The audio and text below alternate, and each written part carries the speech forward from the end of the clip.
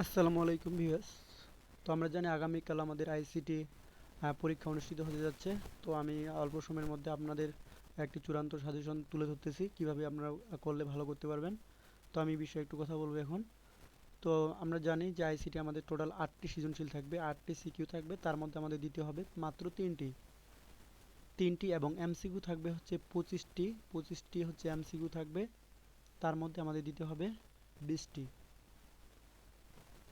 তো আমরা কোথা থেকে 8টি সিকিউর মধ্যে 3টি সৃজনশীল দেব সে বিষয়ে আমি এখন একটু দেখাচ্ছি। তো আমরা জানি প্রথম অধ্যায় থেকে একটি সৃজনশীল থাকবে, প্রথম অধ্যায় থেকে একটি থাকবে, প্রথম অধ্যায় থেকে একটি, দ্বিতীয় অধ্যায় থেকে অবশ্যই আমি আশা করি দুটি থাকবে, তৃতীয় অধ্যায় 3.1 থেকে একটা, 3.1 থেকে একটা এবং 3.2 থেকে একটা, টোটাল এখান থেকে আসবে দুইটা, চতুর্থ অধ্যায় থেকে একটি এবং পঞ্চম অধ্যায় থেকে দুটি।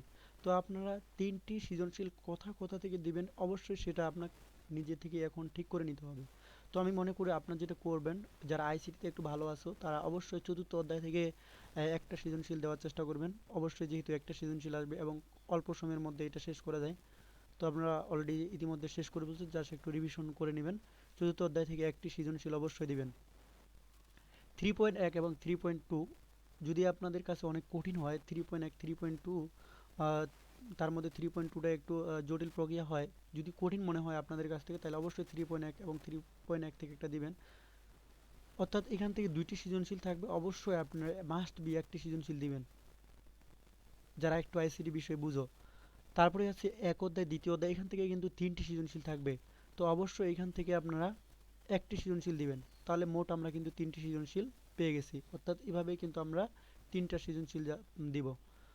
যারা 3.1 এবং 3.2 দুইটা উভয়ই ভালোভাবে পারবে তারা অবশ্যই এখান থেকে দুইটা সৃজনশীল দিবা এবং চতুর্থ অধ্যায় থেকে একটি সৃজনশীল দিবা, তাহলে আমাদের তিনটি সৃজনশীল হয়ে যাচ্ছে। তো পঞ্চম অধ্যায় অনেকে ভালো করে বুঝো না, আবার অনেকে বুঝলো 100% বুঝো না। তো আমি মনে করি পঞ্চম অধ্যায়টা তোমাদের দেওয়ার দরকার নেই। তোমরা প্রথম দ্বিতীয় তৃতীয় চতুর্থ অধ্যায় এগুলা থেকে ট্রাই করবা, তার মধ্যে যারা একটু আইসিটি ভালো আছে তৃতীয় চতুর্থ অধ্যায় থেকে দিবা, প্রথম দ্বিতীয় অধ্যায় থিওরিটিক্যাল না দিলেই ভালো। যারা একেবারেই কিছুই জানো না আইসিটি বিষয়ে তারা অবশ্যই প্রথম অধ্যায় এবং দ্বিতীয় অধ্যায় এই দুইটা অধ্যায়কে একটু ট্রাই করবা, এই দুইটা অধ্যায় থেকে একটু লিখবা। অবশ্যই প্রতিটা সৃজনশীল যুগে যদি তুমি 3 অথবা 4 করেও পাও, ধরে নিলাম 4 করে পাচ্ছ, তবুও কিন্তু 3 4 12 মার্ক পাচ্ছ। অতএব আমরা জানি যে 10 মার্ক পাইলেই হচ্ছে পাস মার্ক, 10 মার্ক পাইলেই হচ্ছে সিকিউতে পাস। অতএব আপনি যদি প্রথম অধ্যায় দ্বিতীয় অধ্যায় শুধুমাত্র একটু পড়ে যান তবুও কিন্তু আপনি খাতা লিখলেই নাম্বার পাচ্ছেন 10 মার্ক। তো এবারে পাস নিয়ে টেনশনের কিছু নেই, আশা করি এবারে সবার A+ ক্যাটাগরি রেজাল্ট আসবে। তো এখন আমি দেখাবো কোনগুলো টপিক পড়লে তোমাদের জন্য কমন উপযোগী এবং 100% আসতে বাধ্য, সে বিষয়গুলো আমি তোমাদের এখন একটু দেখাচ্ছি। তো চলুন আমরা এখন সে বিষয়টি শুরু করি। তো আমি সাজেশনটি শর্ট সিলেবাসটি তোমাদের কাছে হাজির করছি। তো এখান থেকে যে টপিকগুলো পড়বো আমি সেগুলো দ্রুত দেখা দিচ্ছি, আপনারা এগুলো একটু বেশি করে এখনও সময় আছে দেখে নেন। তো প্রথমে আমরা দেখব ভার্চুয়াল রিয়েলিটি। অবশ্যই ভার্চুয়াল রিয়েলিটি ভালো করে আমরা একবারে মূল বই, বিশেষ করে আমি বলবো মূল বই, সৃজনশীল বাদ দেন, এখন সৃজনশীল পড়ে আপনি কভার করতে পারবেন না। ভার্চুয়াল রিয়েলিটি মূল বইটা একটু ভালো করে লিখে দেখে যান, তাহলে দেখবেন বানিয়ে আপনি লিখতে পারতেছেন। দেন 2 নম্বরে চলে যাচ্ছি হচ্ছে আর্টিফিশিয়াল ইন্টেলিজেন্স, এটা দেখে নেবেন ভালো করে একটু। রোবোটিক্স, ক্রায়ো সার্জারি, এখান থেকে ক্রায়ো সার্জারিটাও ভালো করে দেখে নেবেন। তারপর হচ্ছে প্রতিরক্ষা, এগুলো লাগবে না। Biometrics, bioinformatics, genetic, nano technology, অর্থাৎ 1 2 3 4 5 6 7 8টা, এই 8টা আইটেম একটু ভালো করে দেখে যাবেন। তার মধ্যে যদি বলেন যে ভাইয়া টপ টপ কোনটা, একটু কমন আসার মতো কোনগুলো একটু মানে 100% আসবে, এরকম কয়েকটা টপিক আমাদের সিলেক্ট করে দেন। তো আমি বলবো যে আপনারা এখান থেকে অবশ্যই অবশ্যই অবশ্যই যেটা করবেন সেটা হচ্ছে ভার্চুয়াল রিয়েলিটি, ভিভিআই, এখান থেকে এটা করবেন। আর এখান থেকে ক্রায়ো সার্জারি, ভিভিআই, ঠিক আছে, এটা দেখবেন। তারপরে জেনেটিক ইঞ্জিনিয়ারিং, এটাও দেখবেন আপনারা, এইটা থেকে বহুত কোশ্চিন আসছে বিগত সালে। ন্যানো টেকনোলজি, এই 4টা আইটেম প্রথম অধ্যায় থেকে দেখলে নিশ্চিত আপনারা একটা সৃজনশীল ভালো করে অনায়াসে লিখে আসতে পারতেছেন ইনশাল্লাহ। তারপরে আসি হচ্ছে দ্বিতীয় অধ্যায়, দ্বিতীয় অধ্যায় থেকে যেগুলো করতে হবে, আচ্ছা দ্বিতীয় অধ্যায় থেকে যেগুলো করতে হবে সেটা হচ্ছে মোস্ট ইম্পর্ট্যান্ট টপিক, সেটা হচ্ছে টোপোলজি। অবশ্যই টোপোলজি থেকে 100% একটা কোশ্চিন থাকবে অবশ্যই। টোপোলজিটা আপনারা একটু ভালো করে দেখবেন, নেটওয়ার্ক টোপোলজি, এই যে এখান থেকে এটা ভিভিআই ভেরি ভেরি ইম্পর্টেন্ট। হ্যাঁ, নেটওয়ার্ক টোপোলজি। তারপর আপনার এখান থেকে দেখবেন হচ্ছে আম, আরেকটু উপরে যদি যাই, ক্লাউড কম্পিউটিং, এটাও একটু জাস্ট পড়ে নেবেন, তেমন কিছু নেই, একটু জাস্ট থিওরিটিক্যাল পড়ে নেবেন। তারপর হচ্ছে আমি আরেকটু দেখাই, টোপোলজি এটা বললাম।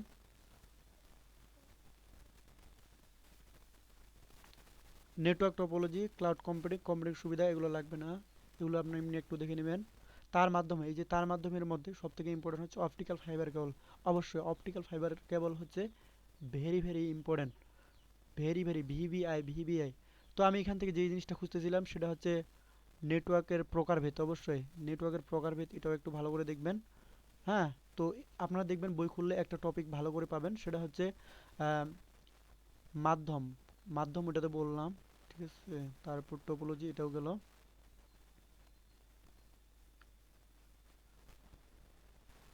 মুট এবং মেথড, অবশ্যই মনে পড়ছে এবার, মুট এবং মেথড অর্থাৎ নেটওয়ার্ক টোপোলজি এখানে তো অবশ্যই পড়বেন। এর পাশাপাশি যে মুট, মুট ডেটা কমিউনিকেশন মুট, এটা অবশ্যই একটু ভালো করে দেন, মুট এবং মেথড।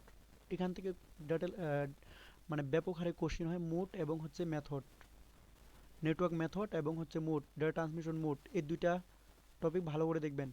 মুট মেথড, সরি মেথড, তারপর হচ্ছে কি বললাম, টোপোলজি।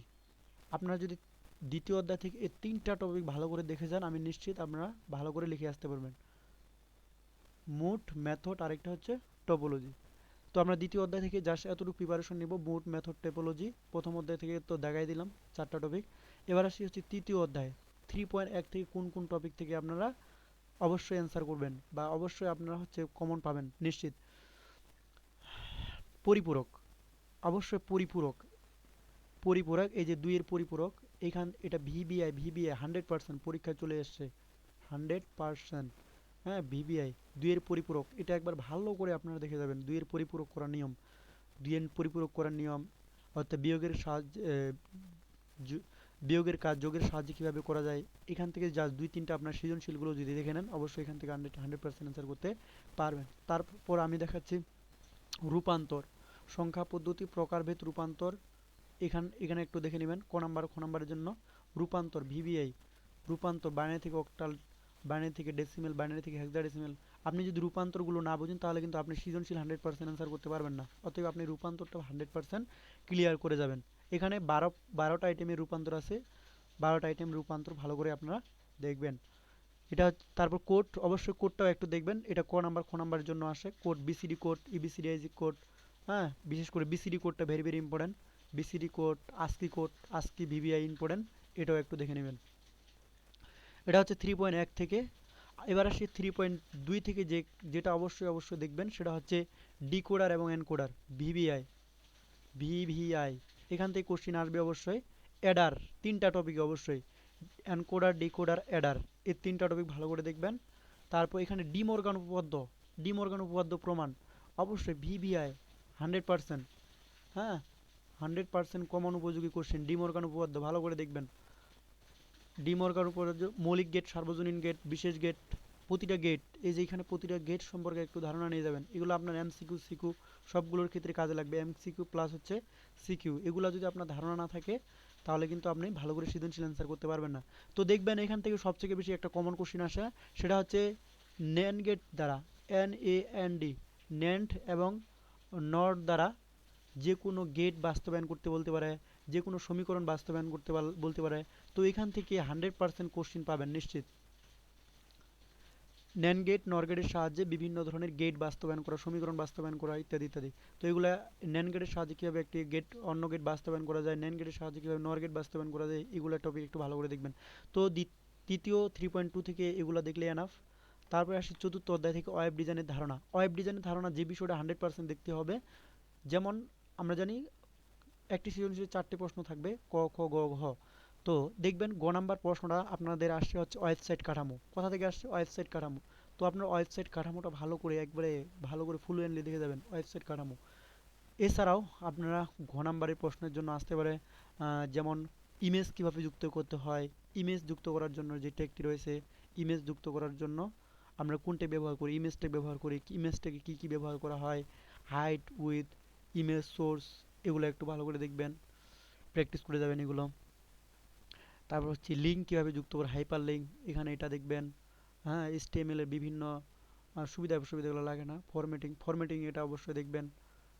হ্যাঁ, টেবিল, অবশ্যই table, table is very important. Table, এখান থেকে কোশ্চিন 100% থাকবে আমি নিশ্চিত।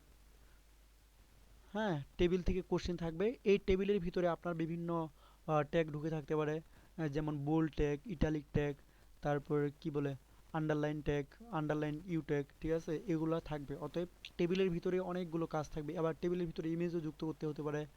এগুলো একটু ভালো করে দেখবেন। আর এখান থেকে লিস্ট, লিস্ট ট্যাগের ব্যবহার, LIST, লিস্ট ট্যাগের ব্যবহারটা ভালো করে দেখবেন। তো আমি যেই বিষয়গুলোর কথা বললাম এগুলাই যদি আপনার শুধু ভালো করে দেখে যান, তো ইনশাল্লাহ 100% তো কমন পাবেনই পাবেন, এবং কি A+ও পাবেন ইনশাল্লাহ। তো এগুলো আপনার সৃজনশীলের জন্য অবশ্যই প্রিপারেশন নিয়ে যাবেন। আর কি বলে তোমাদের এমসিকিউর জন্য অবশ্যই আপনারা সবগুলো অধ্যায় থেকে যেগুলো বিগত সালে বোর্ড কোশ্চেন আছে ওগুলোও দেখবেন। পাশাপাশি আপনারা অন্যান্য যে 100% কমন উপযোগী সাজেশন দিয়ে দেওয়া হয়েছে, একটা ছোট্ট সাজেশন তোমাদের দিছি, আমি সেটা অবশ্যই ভিডিও ডেসক্রিপশনে দিয়ে দিব, অবশ্যই সেটা ভালো করে দেখবেন। সেখানে 200টা এমসিকিউ আছে, 200টা এমসিকিউ আছে। এই 200টা এমসিকিউ যদি আপনারা ভালো করে পড়েন, তো অবশ্যই আমি মনে করি এখান থেকে এমসিকিউ আপনারা 18 থেকে 20টাই কমন পাবেন ইনশাল্লাহ। তো আমি আর বেশি কিছু বলতে চাচ্ছি না, আপনারা সবাই ভালো করে পরীক্ষা দেন, আগামীকাল সবারই পরীক্ষা ভালো হোক। আর সবচেয়ে বড় কথা হচ্ছে আপনারা কোনোভাবেই একটা কোশ্চিনের অ্যান্সার করে আসবেন না। মানে আমি বলতে চাচ্ছিলাম যে অবশ্যই সবগুলো কোশ্চিনের অ্যান্সার 100% করে আসবেন, পারেন না এবার পারেন, অবশ্যই যদি নাও পারেন তবু প্রথম দ্বিতীয় অধ্যায় থেকে যে সৃজনশীলগুলো থাকবে কিছু না কিছু লিখে আসেন। তো আমরা জানি যে কিছু না লেখার থেকে কিছু লেখা ভালো, অবশ্যই আপনার কিছু লিখবেন, সবারই পরীক্ষা ভালো হবে ইনশাল্লাহ। তো আজকে আমি এই পর্যন্তই। তো আপনারা আপনাদের সময় নষ্ট না করে যে বিষয়গুলো বললাম এগুলো অবশ্যই আপনারা খাতা কলম নিয়ে বসে একটু প্র্যাকটিস করার চেষ্টা করেন। তো সবাইকে ধন্যবাদ, আজকে এই পর্যন্তই।